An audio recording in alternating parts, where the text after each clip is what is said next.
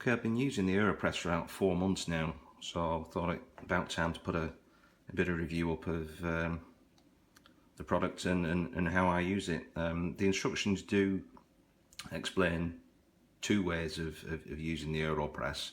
I'm going to show you the inverted method, which I think is easier and less likely to spill. But basically what you've got is 2 parts, and it's basically like a syringe. So you've got like a chamber in there, and there's a rubber seal on the end of this piece, and when you push this plunger through, you basically push in the coffee and the liquid through a paper filter there into your cup. So I shall just show you how this works. So like I say, this is the inverted method.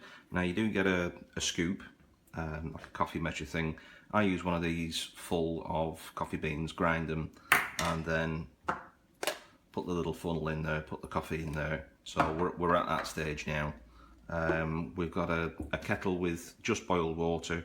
Now the idea is you're not supposed to generally put just boiled water onto coffee because it kind of burns it and gives it a bitterish sort of taste. So you can either wait a few minutes for that to cool down. I think the optimum's about 80 degrees C. But what I like to do is to just pour the water into the cup.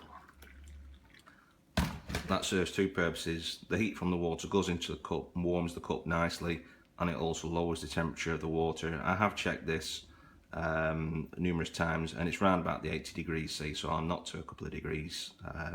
So this is basically the way that I would do this. So water into the AeroPress and give that a stir for about 10 seconds.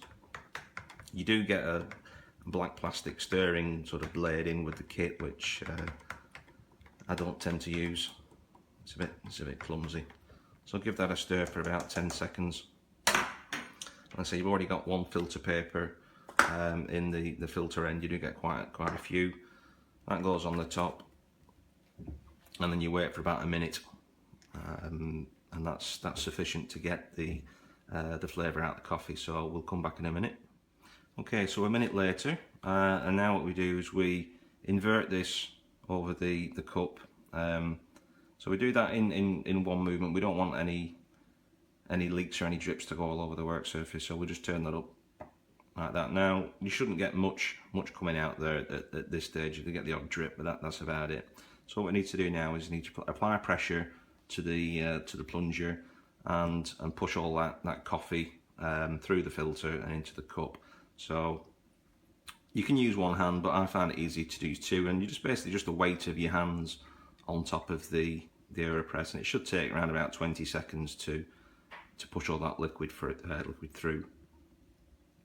Now when it gets down to the bottom, you'll just see in there that there is you can just see in there there's coffee, then there's like a section of air in there, so you'll hear when that air starts to go through the filter, and then you know it's all the water's through.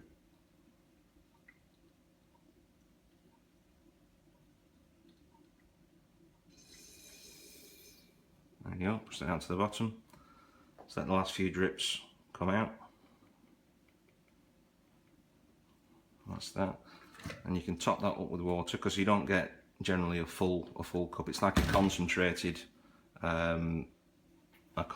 sort of slug of coffee, if you will. So then you'd put either coffee mate or milk or whatever you put in there, or just drink it black. To get rid of the sort of little puck of coffee you get in there, you can just take that off and take that over to the bin like that, and then just fire that in, and then whatever little bits you've got on there, you can just rinse those.